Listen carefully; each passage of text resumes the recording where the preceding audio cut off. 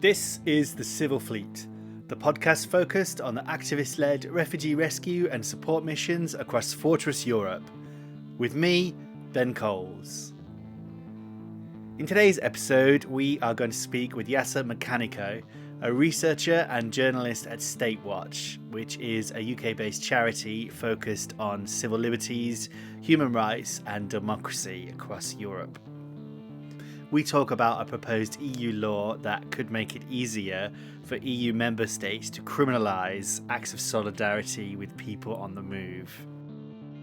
Yasha is also going to talk to us about the abuses of state power in Europe under the guise of lowering immigration, the externalisation of the EU's borders in Africa, and much more. It's quite a zoomed out view of the situation that we always talk about on this podcast.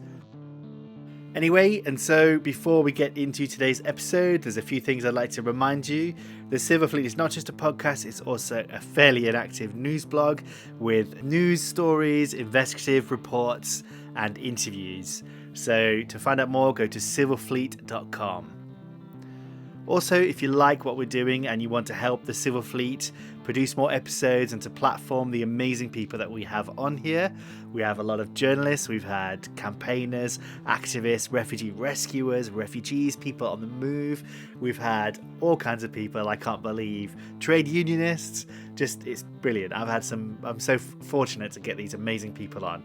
Anyway, if you want to help the Civil Fleet continue to do what we're doing, if you want to help us from not selling out and filling this thing full of ads, I would never get ads on here anyway.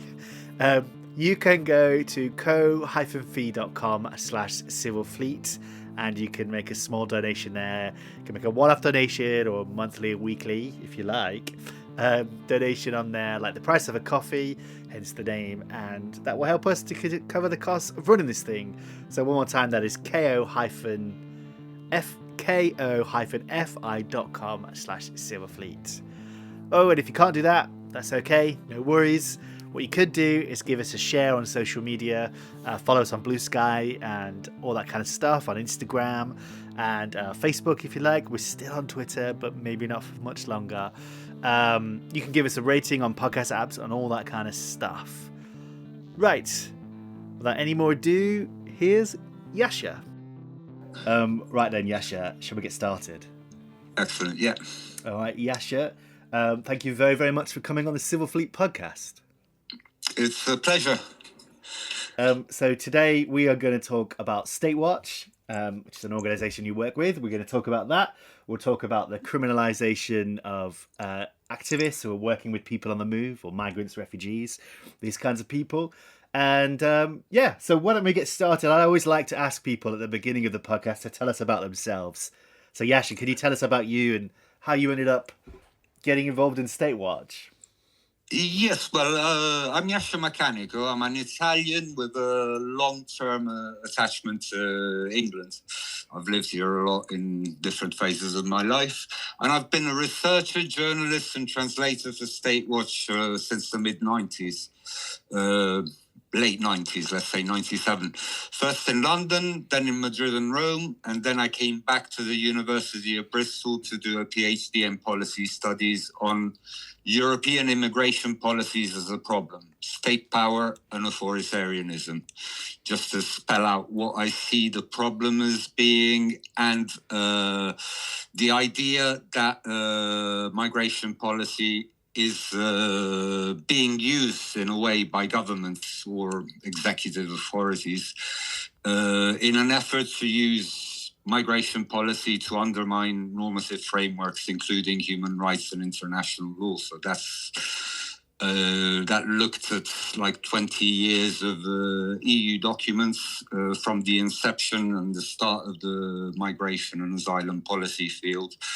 And they're bringing into justice and home affairs, which is the policing and the interior affairs side of things, which is the area in which the reason of state or raison d'etat kind of operates, which allows states to kind of go beyond what their powers in theory would be. And then after the PhD, I've been back to doing more work within StateWatch and mainly on the monitoring of EU policies in the justice and home affairs field. What do you think got you interested in this kind of stuff? I think for me, like, one of the reasons I'm always interested in migration and people moving and borders and this kind of thing is because it's always, because I'm also I'm a dual national person, and borders are not a problem for me. And it's always, I've always found it strange growing up that it was difficult for people to move, and for me it was really easy. Yes, no, that's very true, and I had a strong experience of this because the warning that the PhD was trying to give out was these policies have been planned in a way which makes them inherently expansive. And while I was finishing that work, Brexit was happening. Great. And I was even seeing how it was actually operating to kind of break down what I viewed as a kind of cooperative experiment, which is the EU. But if migration policy and the racism that underpins it, I kind of view that as a way to push selfishness. And in the context of a cooperative project like the EU, it is not surprising that if you're pushing selfishness, you will have some states that decide to kind of opt out of perceived self-interest, which may even not be self-interest beyond the fact that they've decided that migration is bad and is a problem from the viewpoint of security. So I think that was important. And on the other hand, it was an anti-authoritarian streak brought me into StateWatch.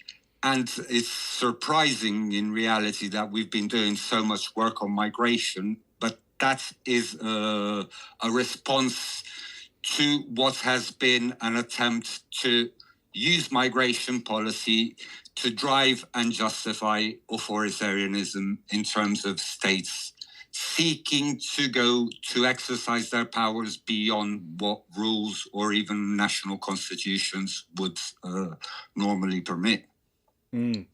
Yeah, it seems like migration is like the bludgeon used to be more authoritarian, right?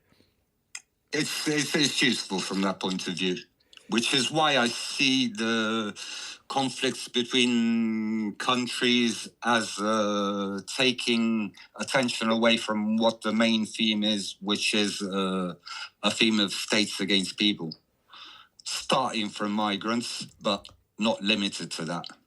Yeah, absolutely. I think it's Tony Benn, who is a British politician who you probably know. That people listening might not know who he was, but he said something along the lines of like what they do to refugees. You should pay attention to what governments do to refugees because they'll do it to you. Something along. He said it much better than that. But yeah, I always thought that was a really interesting, a good quote and a good thing to keep in mind. Exactly, and I thought in that sense it was really poignant around 2015 or something like that. I started looking into the detention of EU nationals in detention centres to be expelled. And I was seeing that in the UK and in France in particular, there were quite a lot of, the numbers were rising. And I was thinking this is something that Europeans have done to themselves because they've watered down the limitations on the denial of freedom for foreigners because of this supposed threat from third country nationals. And then slowly there was an increase in their use against Europeans. And that's a watering down of the protections against the denial of freedom. So it's something that it's kind of self-harm to harm others. Absolutely. And that I found particularly poignant, yeah. So that's really interesting. Your research sounds really great. If I was ever to do a PhD, it would probably be that kind of stuff, but I'm too scared to do one of those. Great. Well, how about, can you tell us now, Yasha, about StateWatch? I imagine lots of people listening to this would have heard of it, but there's probably people that have never heard of it as well. So could you give us a background into the organisation, what it is, and kind of what you do there? Yeah, well, StateWatch is a really small organization in terms of the people who form the core group, but we've always had quite an extensive network of contributors from internationally, most of all around Europe. It's been operating since the early 90s, and it also did so previously as state research, to look specifically at state malpractice, political policing, surveillance, racism, fascism, and discrimination. In the mid to late 90s, it shifted somewhat towards focusing more on EU policies, also because of their usefulness to understand prospective plans for closer cooperation. And we focus mainly on the justice and home affairs policy fields. So that's policing, security, home affairs more generally, within which migration and asylum policy were culpably first merged and then shoehorned with important systemic implications. And this happened at the 1999 Tampere Summit, which marked the start of the area of freedom, security, and justice. But just before, it had been clearly specified that migration and asylum were supposed to be separate policy fields. But then all of a sudden, in this meeting between governments, this summit, it was decided that they were firm parts of the justice and home affairs policy.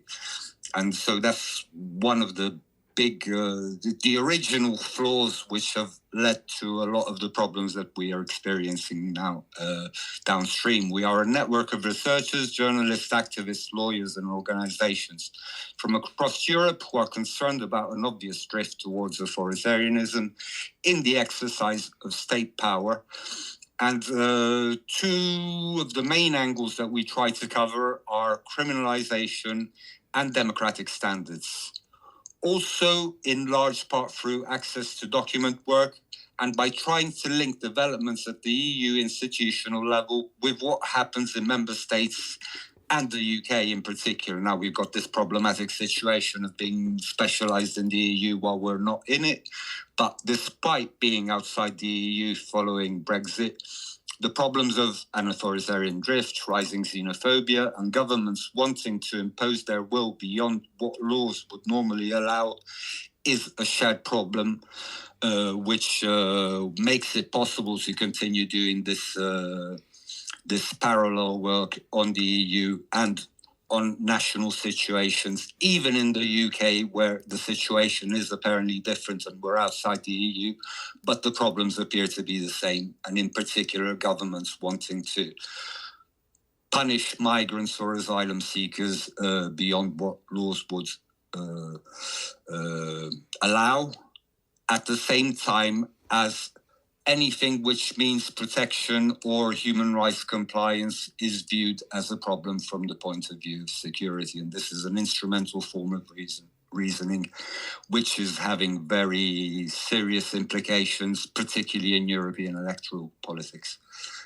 Yeah, Europe definitely feels like the far right is in ascendance across the UK.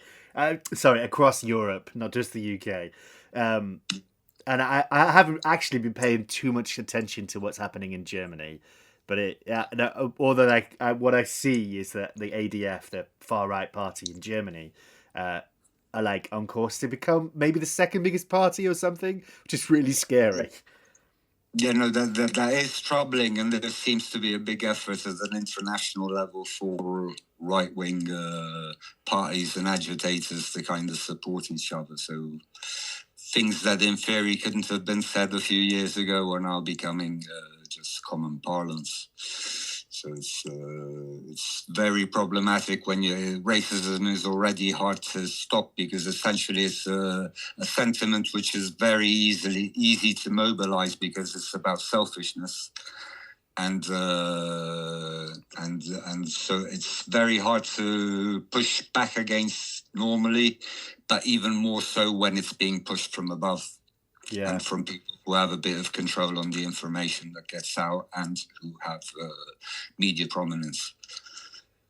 Yeah, I take it you were here in the UK when in the last summer when there was lots of the far right riots and the anti-immigration stuff. Like, What did you think to the like the reaction to that? Because it didn't seem like from government it was pretty like soft. I thought they didn't seem to condemn it very strongly. I don't think.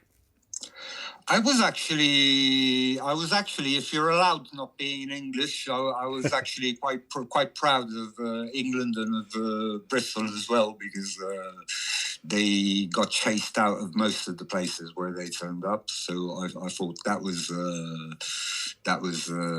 positive in terms of at least communities realizing what they were up against. And even though the response may have been a bit soft, as you said, in terms of not making the real arguments against heavy migration policy, heavily discriminatory migration policy, etc. I did think the government was okay in terms of not doing too much of the two-sidism. In terms of at least they did identify the problem as being a sort of extremist, racist, self-styled patriots kind of putting communities at risk, and communities having to defend themselves. I thought in other circumstances, or even if there still was a Tory government, there might have been a lot more focus on the people who were resisting, even though I've seen, particularly from coverage in the Bristol Cable, about the problems of people who had come down to the streets to defend their communities kind of getting prosecuted afterwards for violence that occurred during the demonstrations. Yeah, Bristol's a pretty cool place, actually. It always seems to have quite a strong kind of left-wing groups there, and groups that are like, anti-fascist groups and things like that. And I remember the statue, the Colson statue, which we don't need to get into, but yeah, I'll put a link into that. People look. I mean, it's the one place where the Black Lives Matter protests were kind of more successful, I think. And also you had some defense from the mayor, despite his flaws. He was acknowledging that statue he felt was insulting to him every time he went past it. And you had the police chief also was kind of vaguely supportive of the demonstration. And you even had Colston's heirs kind of saying that it was probably a good thing for Bristol that the statue had been taken down. So that I think it was positive, and I think it's become more of a left-wing city during the 12 or 13 years that I've been there. But I always got a sense that it was kind of the way I describe it to my Italian friends is that it was like Extinction Rebellion city before Extinction Rebellion existed, because there was such a focus on bicycles and bicycle repairs and wood reclaiming, etc. So yes, I've had that positive idea of Bristol, and I think it's been getting better over the years. And yeah, and you said, I think you're right. The way that lots of communities across the UK responded to that was really responded to the riots last summer was really good. There were huge, like, not just in Bristol, but I think in Manchester, and I went to one in Manchester, and in London and other places. I think in Edinburgh as well, Glasgow. Big like anti-fascist protests afterwards, which was always good to see. Absolutely. Yeah. So yeah, that's one of my tangents there. Back to StateWatch. Can you give, like, we're going to talk about something I think that a law that's possibly going through the EU Parliament, and I'm glad I've got you on, because my understanding of how the EU actually works is very patchy, but we'll get to that in a minute. But yeah, what are the examples of some of the work that you do on StateWatch? Well, it changed a lot over the years, and there's basically we got a big emphasis on the institutional level and the issue of democratic standards, in particular freedom of information, freedom to dissent, and freedom to have access to what institutions are discussing in order to enable participation by civil society. So a lot of it has been access to documents work, at the start, we were almost publishing material even before EU institutions were. And that's been very important in terms of pushing back on efforts by institutions to kind of keep their work secret and make wide use of exceptions such as security, such as even there was one point where the battle was about the space to think for officials, which seemed to be the way in which they were trying to make sure that people could be, particularly representatives of governments, could be as frank as possible in exchanges in order for, but the information supposedly wasn't supposed to come out. But we've done a lot of work in order to limit the scope of those exceptions and to make sure that as much information as possible becomes available and goes into the public sphere, in order to enable kind of purposive action by civil society actors.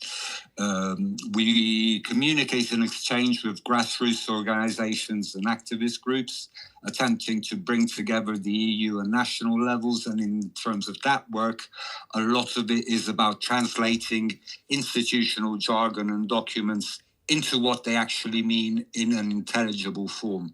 So we try to be a kind of go-between between levels, which I think is a very important thing to do at the moment. A lot of our work happens through networking, so we're part of different networks, including MigrEurope, which is a Euro-African one, which works on migration policy. And it tries to be kind of the opposite of what governments are trying to impose. They're trying to burn bridges between different geographical locations and to be able to consider that we have a right to externalize our policies to third countries by giving kind of untrue accounts of what happens in third countries. And so it's really useful to have information from Morocco or from Tunisia or from Mali or from Niger about what the externalization efforts are meaning when they are translated into those local contexts. So I think that's a really important initiative we participate in. There's EDRI, which is the Electronic Digital Rights Initiative, where we look more at things about databases, information exchange, the idea of developing new artificial intelligence solutions for EU agencies, which we find particularly troubling, and we've got a report that's coming out soon about that. Apart from other specialist reports that we've done on the changes of regulations for agencies like Frontex, for the Police Cooperation Agency, Europol, and this idea that by hoovering up massive amounts of data, they can be able to develop technologies that can allow them to achieve some kind of preordained outcomes.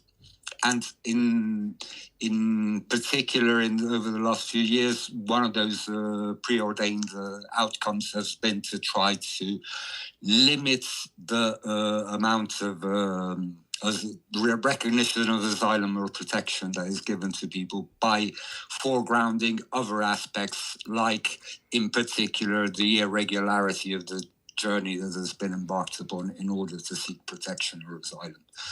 And we've also done a fair bit of work on criminalisation of solidarity, first in a report with the Transnational Institute in Amsterdam in around 2016 or 17. And that was focusing more on the situation at sea, and in particular the criminalisation of search and rescue efforts and the attempt to offload responsibility to the Libyan Coast Guards. And more recently, we've done some work on this topic for the Fund for Global Human Rights, which has included a number of interviews in some border areas. So the border areas were Spain, Morocco, Greece, Turkey, and the Balkan route. And we've noticed that there has been a sizable increase of criminalization efforts. But the fact is that this fits into a different theory. I mean, there's two different theories. I mean, in 2016, we were talking about the shrinking space for solidarity and for civil society action in terms of the things that were being increasingly criminalized. And now we're looking at more of a security playbook sort of concept where anti-terrorism and security and the idea of migrants being weaponized by third countries against the EU are kind of allowing more leeway for illegal actions by states. And we're seeing what was obvious from this report is that the reason for the sharp increase in criminalization of human rights defenders and people acting in solidarity were state crimes that were being committed in order to enforce and implement migration policy in a very heavy way. So we think, I mean, the analysis kind of leads to the conclusion that the main driver for the criminalization of solidarity, apart from migration policy, is the fact that states are committing crimes. Mm. Yeah, absolutely. And civil society groups are documenting them and providing evidence that could even be useful for court proceedings and trials. And that also has resulted increasingly in border areas being defined as kind of national security areas, sometimes where even mere presence is a kind of criminal offence.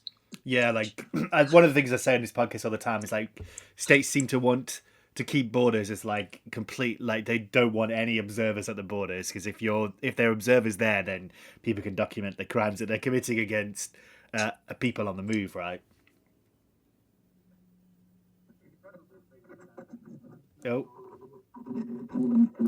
crimes they then end up being charged often, particularly in Greece and Italy, with things like organized crime or even anti-terrorism, even terrorism, or even being spies for foreign countries trying to undermine the state. So it's that was particularly prominent in some Greek proceedings that there were in the past years. Have you, Yasha, have you moved from your mic? It sounds a little bit distant. Nope. Or I haven't moved at all, no. Maybe it's my signal, I'm not sure. Hopefully it's going to be okay. It sounds okay, but a little distant. Just to give another couple of examples of the work, I mean, two things in which we were kind of leaders were kind of on the anti-terrorist plans following the 11th September. At the EU level, we were often the first outlet that put out the information with some criticism of how vastly they were expanding the definition of terrorism, almost in a way that could encompass most protests, including by trade unions, which was pushed back a bit, but I guess we were among the first people who pointed out the risks of those plans. And the other thing on which we kind of did something which no one else did was when there was the rendition issue from in around 2004 and 2005, and then there was a European Parliament inquiry, and we tried to get out all the information that we could get from that inquiry. Yeah, that's really, really important work as well, right? That I think the current Labour government in the UK is planning to classify like smugglers as traffickers. Smugglers and traffickers as terrorists as part of their new. They want to use kind of anti-terrorism powers to stop the boats. Exactly, and again, that's a framework that allows more margins for government action, like the whole point of putting immigration and asylum within the justice and home affairs field. Yeah, I find that's really scary.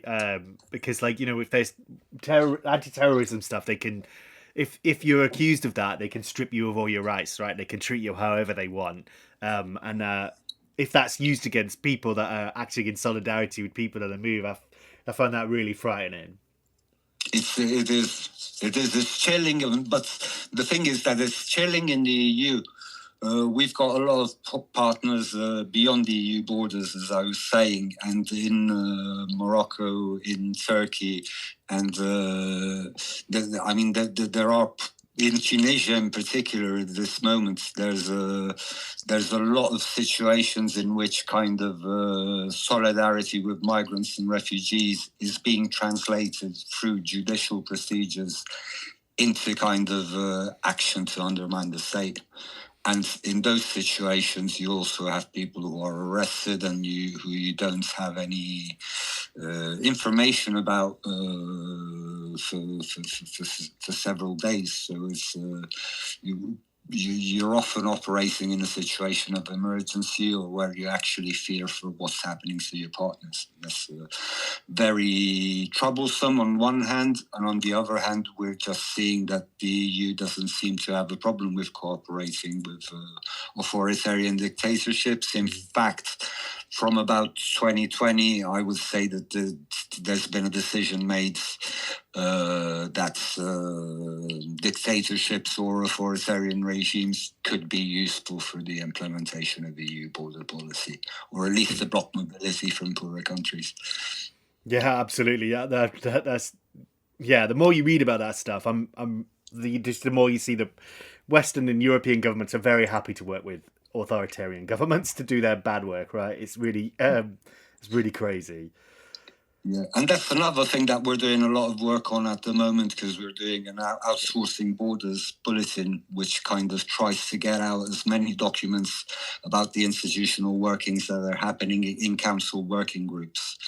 Because for the EU, I think one of the things that's most important to consider is that the EU and what it does is marked by the interplay between the national, supranational, which I mean EU proper, and intergovernmental levels. And by intergovernmental, I mean the council, which, I mean, they're supposed to be quite balanced between the parliament, the council, and the commission. The commission sort of operates as a quasi-EU government, let's say, with its specific ministries.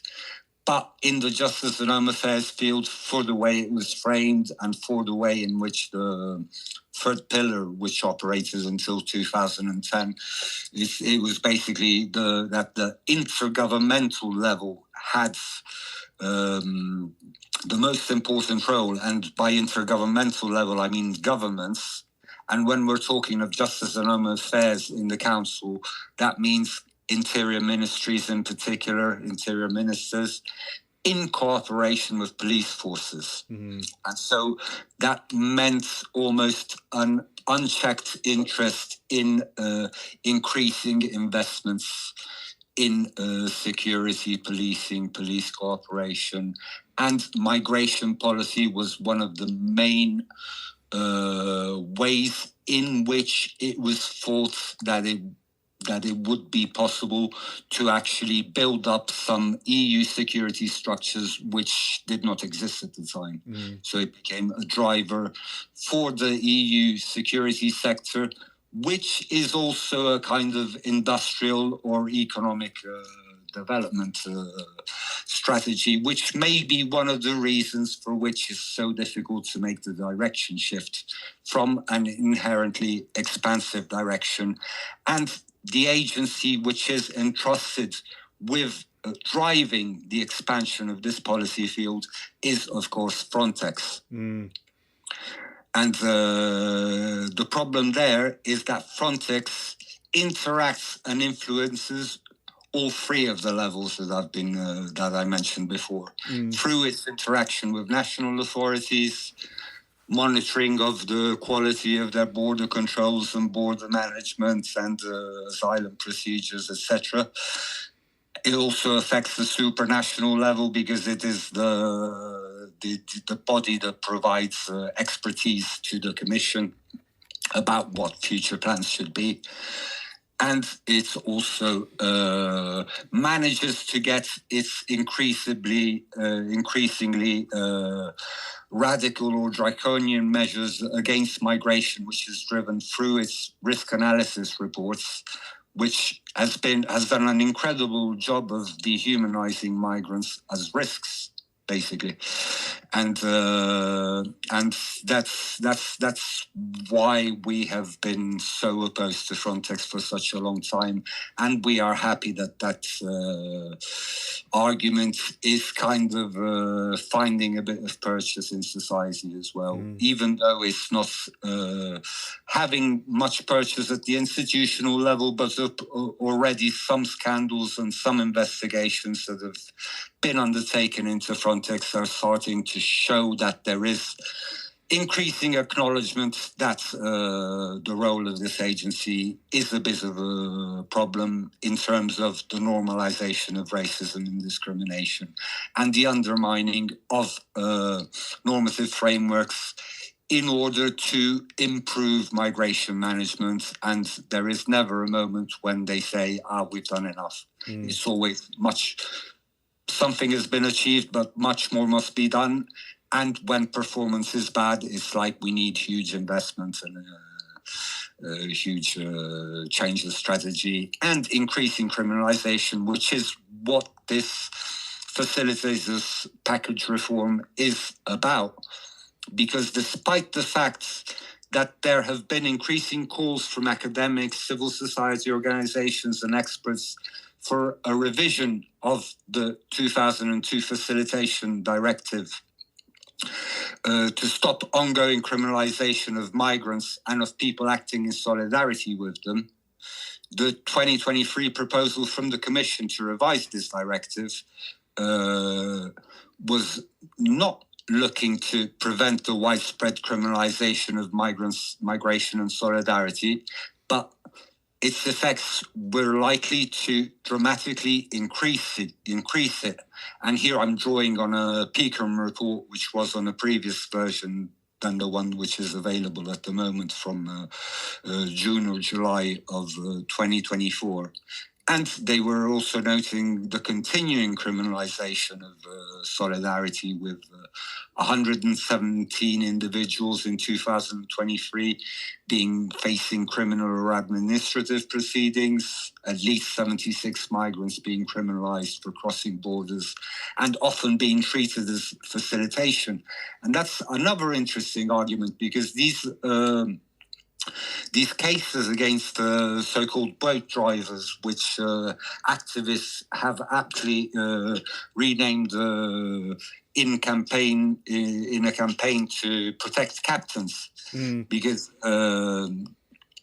that's all very much about demonstrating that the huge amount of resources that are going into fighting trafficking and smuggling are producing some effects.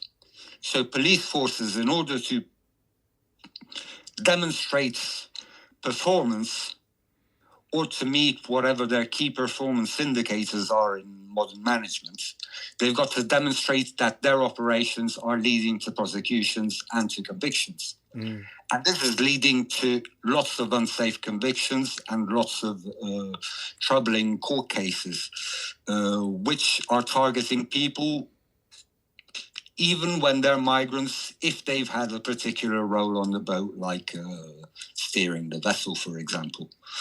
And the most famous case in this sense is the Sara Mardini case in Greece, where, because they were good swimmers, they managed to help drag a ship to safety, and that meant that they were more culpable than the other people who were on the vessel.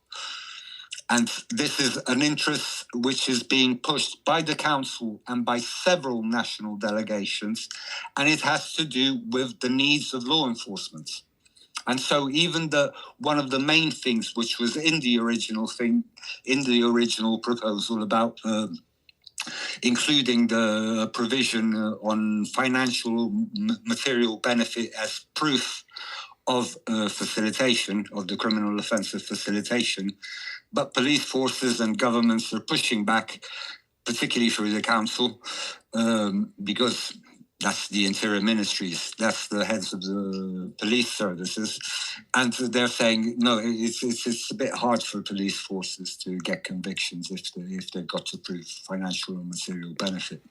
Yeah, because that's what I think this facilitators package has done, right, or at least some updates to it. Is like it doesn't matter if there's a financial benefit now, right? Like so that's why the captains of boats are being charged, and because it's so I think it's so crazy that you can charge the person that's in charge of the boat as a smuggler or a trafficker because like I think that's changed because of this facilitators package. Is that right? Yes, it's no, it's failing to stop that rather than enabling for things. It's slightly changing the issue of how long the sentences would be, etc. And so the benefit, the financial or material benefit, is not considered the key aspect in terms of being constitutive of the offence of facilitation, but it would be considered an aggravating circumstance. So it would serve to increase the sentence, but it wouldn't be the main element of whether the crime has been committed or not.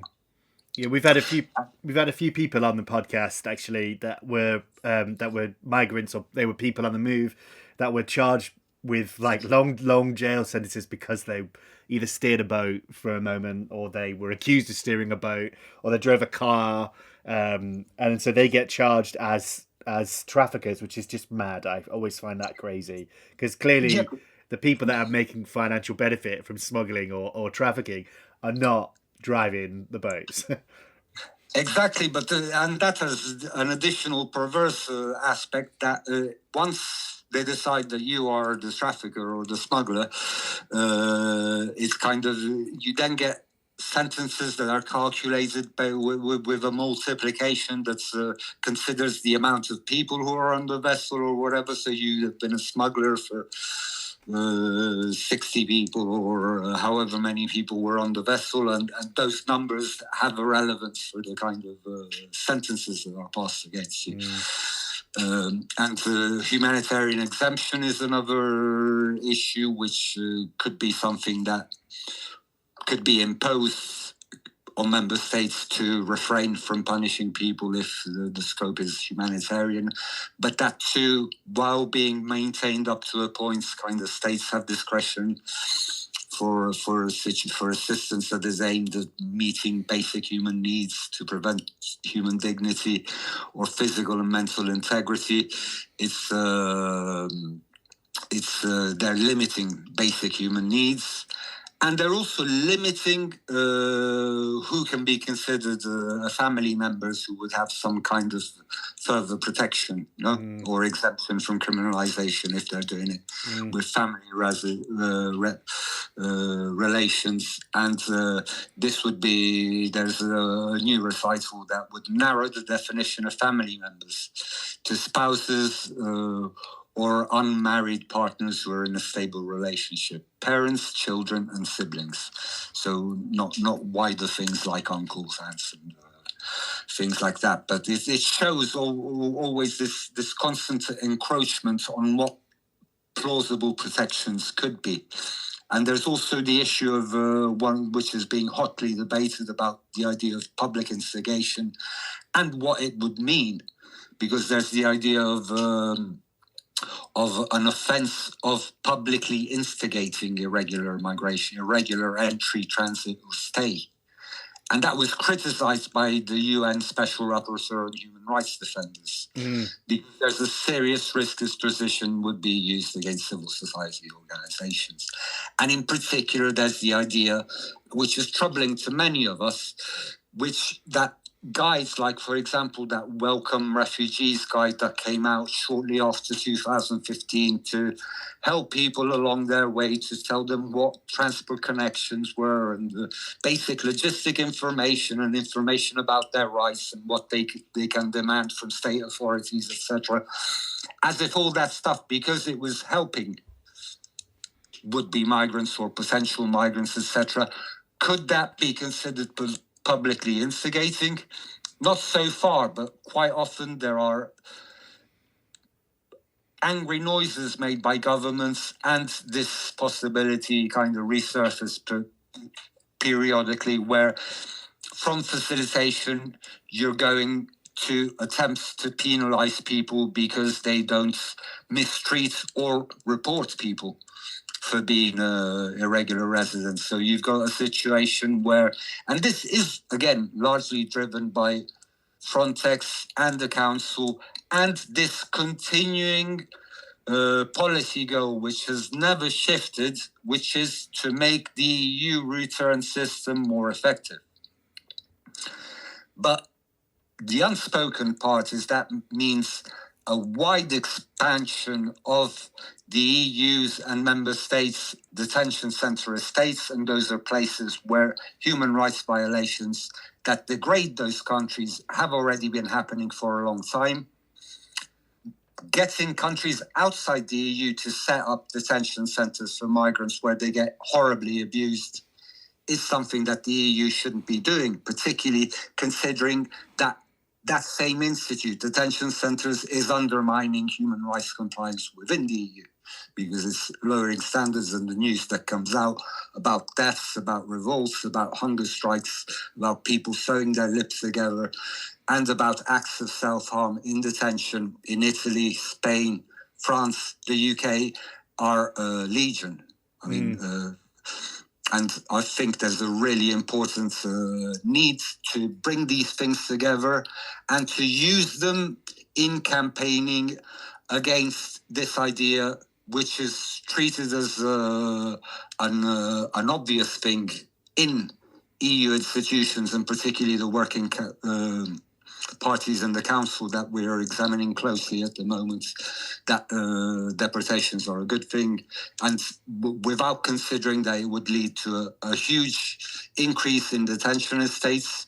Now, the idea of return hubs in third countries is something that is very firmly in the plans that are which they are trying to implement under the pact.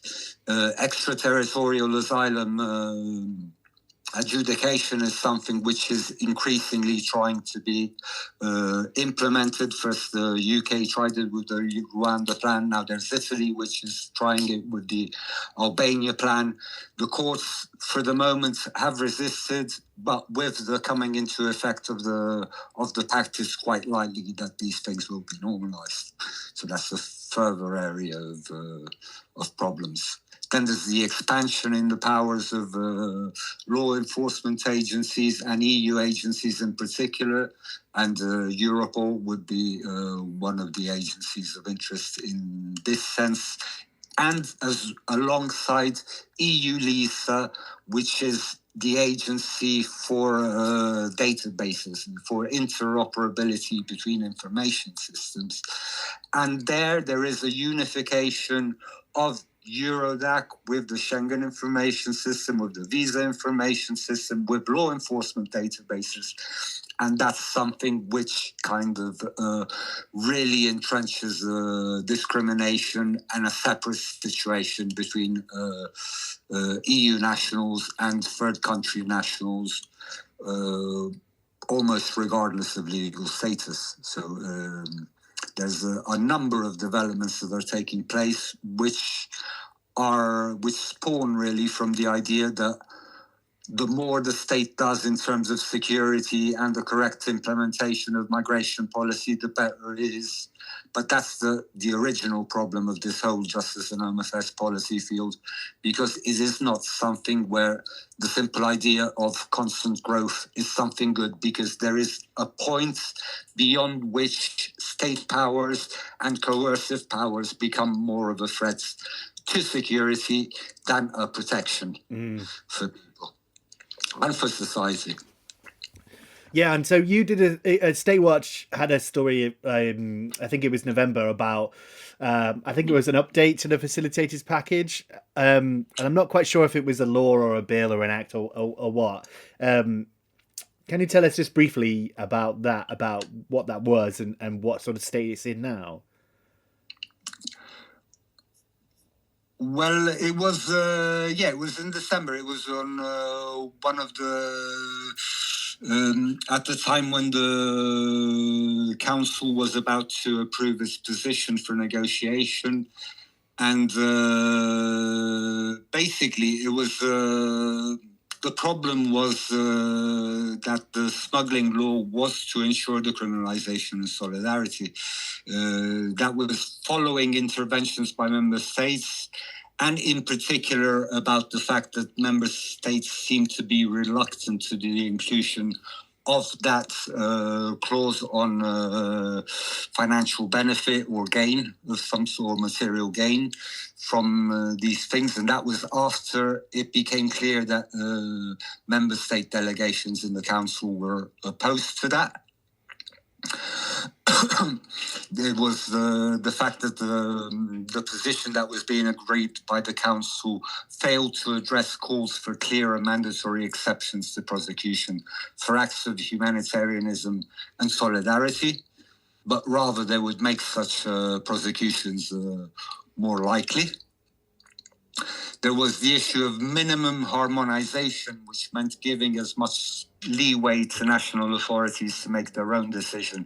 And that was largely about the interests of the law enforcement agencies and governments protecting the fact that it should be relatively easy for police forces to kind of achieve objectives through prosecutions, and that it should become easier for them to prosecute people because there's this priority which is being given to fighting smuggling. And in particular, Giorgia Meloni of Italy kind of said after the Cutro tragedy in 2024 that we would hunt traffickers and smugglers all over the globe. And then when she had a smuggler, trafficker and torturer in her hands in the form of Al-Masri from Libya, who's the head of the judicial police and a partner of Italian externalisation efforts, who's also a notorious torturer and a linchpin in the circuit between detention centres in Libya and smuggling across the Mediterranean. When they had them in their hands, they kind of refused to comply with an arrest order from the International Criminal Court and flew him back to Libya on a state flight. And that's an important scandal which has happened in the last weeks. His arrest could have revealed a lot of the irregularities which were happening in the framework of externalisation to Libya, and that's probably the reason for which Italy did its best to avoid the person being arrested and handed over to the court like it should have been under the Statute of Rome, and that's particularly embarrassing that Italy did not comply with the orders from a court which was established according to a statute which was signed by participating states in the Italian capital. Yeah, that's a huge scandal, that, and I don't feel like it's gotten very much attention, particularly in the English media, I would say. But yeah, I just couldn't believe that story when it happened, and it is so wild. It is, but it speaks volumes. Yeah, absolutely. I imagine that they don't want him talking, so they shift him back to Libya. So we've talked quite a lot now for about almost an hour. So I think we should wrap up in a few minutes. But I don't know, we're such a font of knowledge. I want to keep talking. What are some this? What do you think are the biggest sort of challenges for activists on the move? Like the biggest sort of threats to them in terms of criminalisation at the moment? Well, at the moment, I think that drive to increase deportations is the main problem.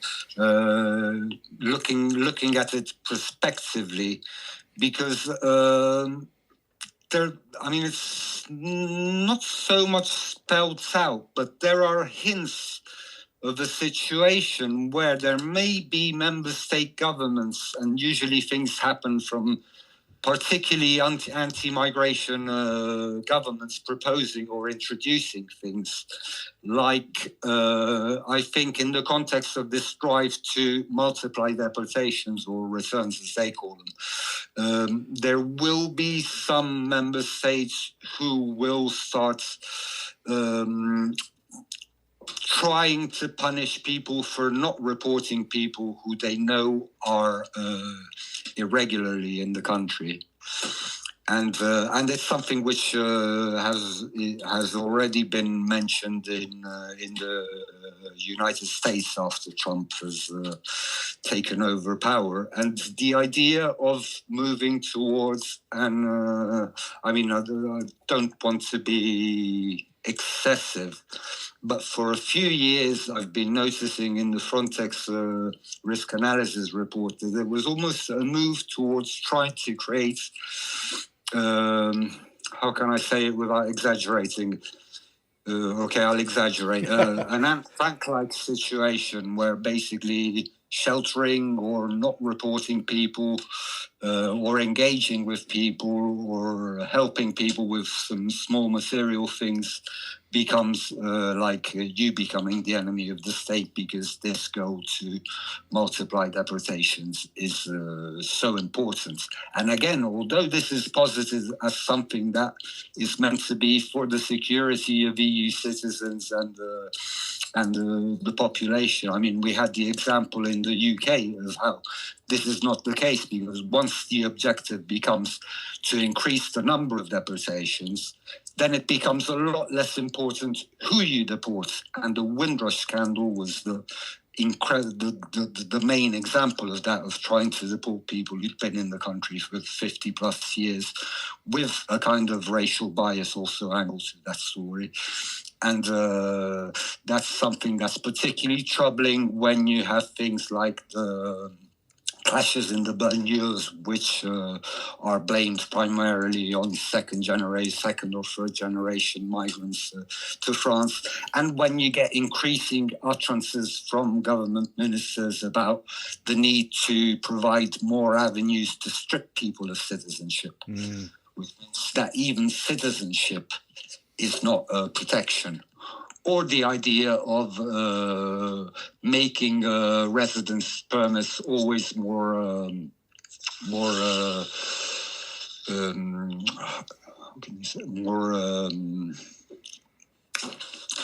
conditional on good behavior, and so creating a situation where you have more and more people who are actually living in situations that can be assimilated to probation.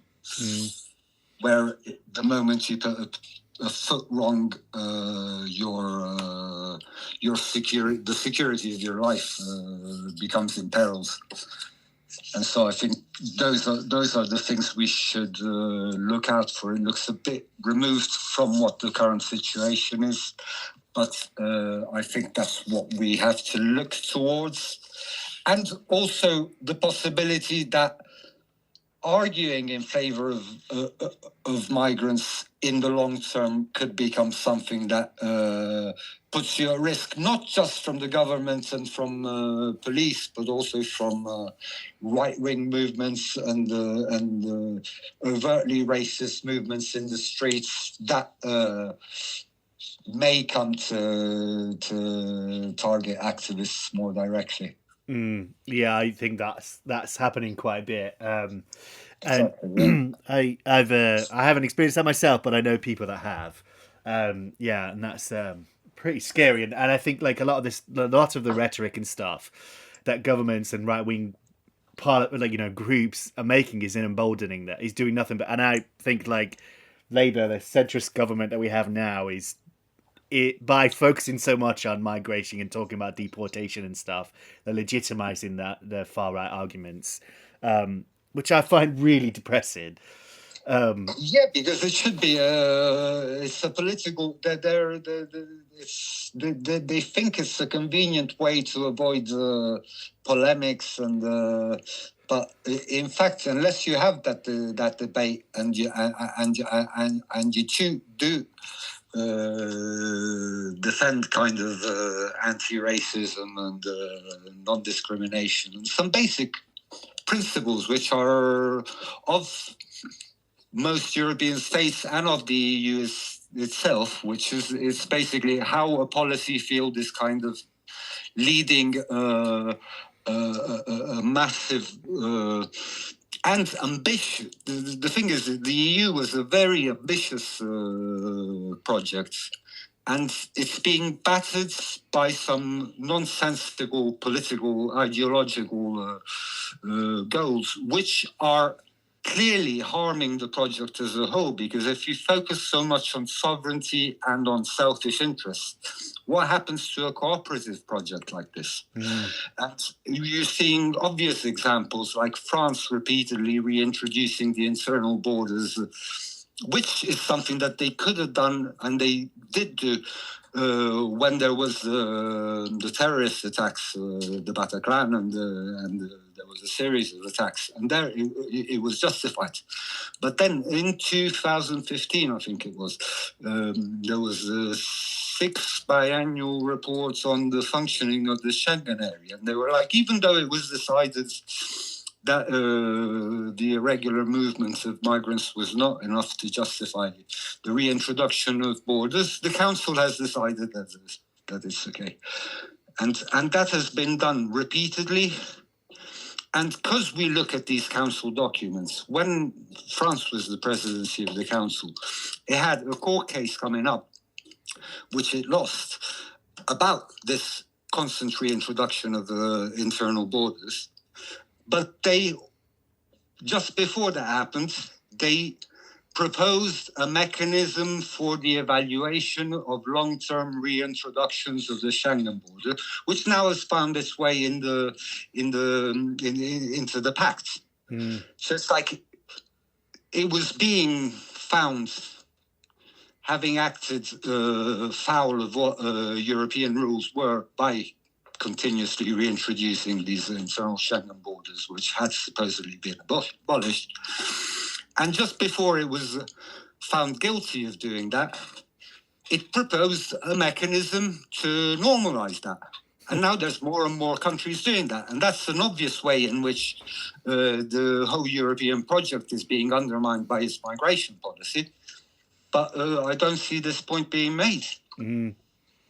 Yeah, absolutely. Like, and it feeds into the self-harm theme that I was mentioning at the start. Yeah. And so let me before I ask my last question, because I think we've been running an hour now, and we should wrap this up, I think. So was there anything else you wanted to talk about before I ask you my last question? Anything about StateWatch or the facilitators package and the EU or anything? The only thing I'd like to add on this, which I don't think I've mentioned yet, is just this idea of struggling against these migration policies which have proved dysfunctional for so long and have never been adequately justified, is increasingly being treated as almost treason, or working against your countries, or stopping the authorities from working properly, even though there is a lot of opposition. And in particular, I've been very proud in the UK of the cases in which raids have been averted by communities taking to the streets to protect their neighbours. And the other thing is this idea of people being prosecuted for providing correct information about crimes that are being committed by state authorities. And this idea of defamation in particular is the thing that you're not reporting crimes, you're defaming institutional bodies, and for that you should be punished. At the same time as people are being vilified and accused of things that they haven't done, not even close to having done. So that's one thing. And again, on this matter of information, there's this problem that official sources of information, particularly ministries, are becoming peddlers of migration policy fiction.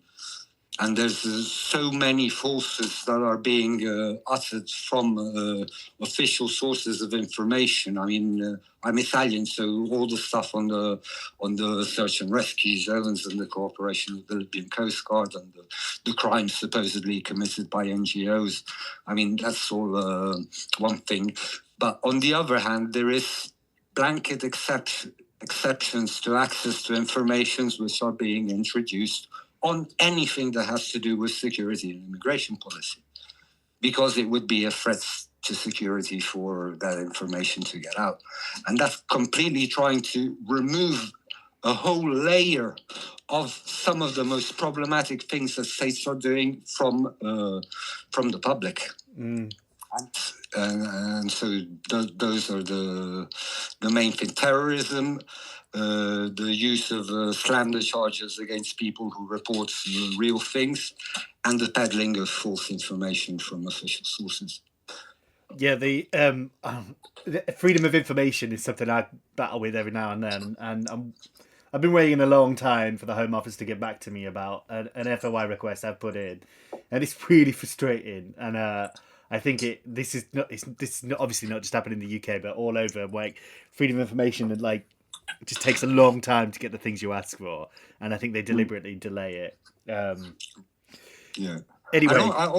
On this note, though, just to mention that project I mentioned before, the outsourcing borders, a part of the idea behind that is, A, to make information available that wouldn't otherwise be available, but also to make it available to the population in the countries where it is being, where these actions are being undertaken, and where it is very unlikely that their authorities would let them know. And we are calling for a kind of an expansion in the right to access to documents and information, also for not just for EU citizens, but also for the population where those endeavours are being carried out. Yeah, no, that's really important. Yeah, I'm going to have links to a lot of the stuff that you've mentioned here that I'll put in the show notes of the podcast. And so my last question I like to ask everyone on the podcast is pretty broad, and like, how do you feel about the future and the way all of this stuff is going, and how can we change it? I mean, it's the obvious answer would be to be depressed about it, particularly when you hear when you see even in Germany the stuff about remigration and the normalization of just basic racism, using the idea of freedom of speech, which, as Elon Musk has shown us clearly, is they talk about freedom of speech, but it's freedom of speech only for nasties.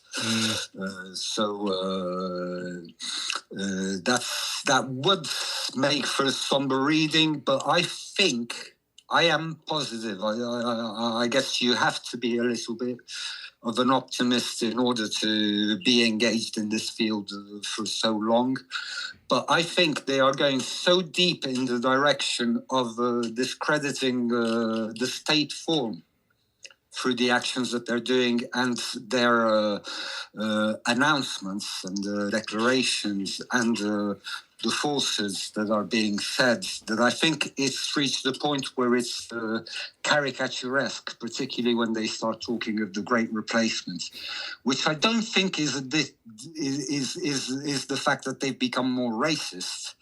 I think it's more to do with that the policies and their effects are causing so much harm that the only way to justify them is to justify them using some sort of eschatological threat.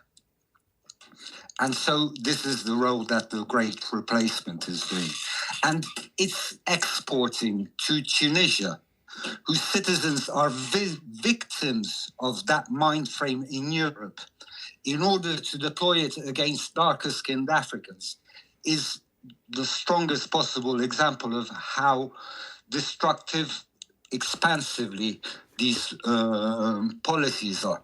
So I'm thinking that it's got to such a caricaturesque level that these are the last stings in the tail of a way of thinking and an attitude which is about to die. Because how much are you going to harm your country in order to harm foreigners? And there's got to be a point. And I get the impression, particularly in England after Brexit, that there are more and more people realizing that they have to commit, even if they are not the usual suspects in terms of fighting governments or trying to push for progressive social change. Yeah, as a matter of self-protection. Yeah. The stuff you were saying about Tunisia, we did an episode with Jihad, who's a Tunisian activist. I think he's involved with Louise Michel, but yeah, he talked about that, how, and I remember reading about how the anti-immigration rhetoric is affecting Tunisia, and how they're saying that I think their president, whose name I can't remember, yeah, he's talked about the Great Replacement, the conspiracy theory, right? It's just it's crazy. It's absolutely crazy. I think you do need to. Well, I feel like I also have to be optimistic, otherwise I wouldn't be able to do this. Exactly. Yeah. But yeah, Egypt's the other obvious example of just direct cooperation with a dictatorship, even when it's doing its worst. Yeah, definitely. Well, Yasha, that was a really, really great, very expansive conversation. I really enjoyed this interview. Thanks so much for coming up. Thank you so much for having me on. It's a pleasure. I've been following your podcast for a while. Love it. Thanks very much. All right, that was episode 68 of the Civil Fleet podcast. Thank you very, very much for listening. Thanks to Yasha Maccanico for coming on the Civil Fleet podcast and talking to us. Also, thanks to StateWatch for helping organise this interview and for all of the amazing work that they do.